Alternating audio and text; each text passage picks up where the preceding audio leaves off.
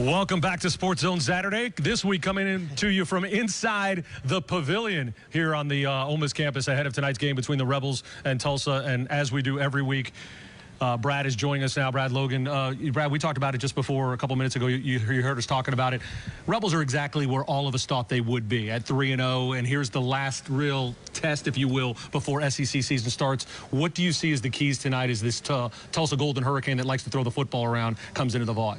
Well, to no surprise that anybody would guess, the running game. It's been such a big piece of this Ole Miss offense with Quinshon Judkins, a freshman out of the state of Alabama, and, of course, transfer Zach Evans. Now, we saw Ole Miss last week against Georgia Tech. They established a run early and very often. I expect them to do that today. Ole Miss is an offense that needs to set a tone with their running attack to open up that passing attack. And one quick thing before we go.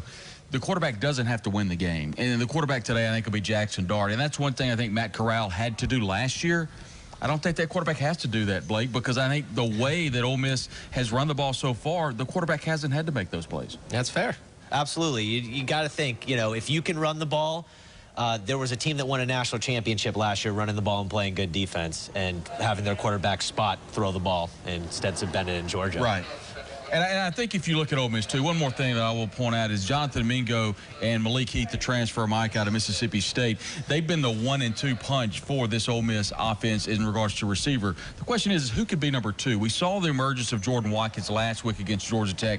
He played pretty well, made a couple of catches. Also, we've seen J.J. Henry kind of emerge a little bit to be that number 3 receiver. The question is who might be that 3 and 4 receiver for Ole Miss? And, of course, linebacker Corey Coleman, he kind of banged up a little bit. Who's going to be able to step up at linebacker? We saw Troy Brown get disqualified last week. The linebackers played well, the transfer. So who can maybe, is it a Shante Sistrunk day? Is maybe an Austin Keys that's kind of battled some injuries last year? He's really stepped up. And, of course, defensive coordinator Chris Parson.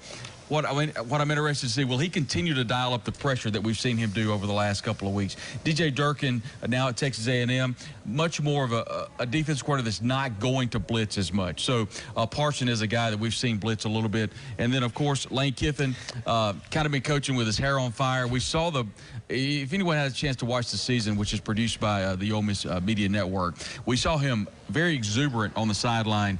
At the end of the game, Ole Miss was winning 42-0. They make a big play on defense. He's jumping around. Everybody's excited. They show it a little bit in the post-game press conference. We've not seen this Lane Kiffin at Ole Miss. We've not seen the comfortable nature of Lane Kiffin, so this is interesting to see. Can I ask you something about that? When he was at USC, they always used to laugh at Lane Kiffin because he had this huge laminated sheet, and he'd have his head in the laminated sheet. Right. He wouldn't look at his players. He wouldn't show any emotion, happy or sad. And you think about what he's doing now on the sideline, like you're talking about, showing that emotions, either happy, throwing the clipboard up, or getting on his players.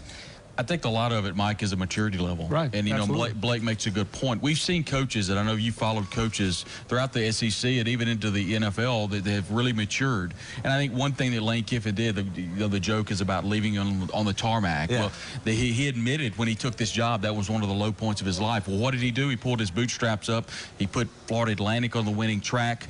He's done a number of things since that happened. The rehabilitation of Lane Kiffin with Nick Saban at Alabama. So he's one of many coaches that have kind of been given a second chance, and he's making the most of it here in Oshkosh. And the other thing is also he's trying to temper all the high talk about this Rebel team. Everybody's talking about how good this team is. Well, we all know that this schedule is about to kick up a notch starting next week. So he's trying to tell his guys, look, we still have a lot more to prove. There's no doubt, and he uses the term, Blake, rat poison. And he uses got that from a guy called Nick Saban, right? Right. He stole that from his former another coach. term of endearment. And in the press conference, a lot of times he'll say, I don't want to talk about that. That's rat poison.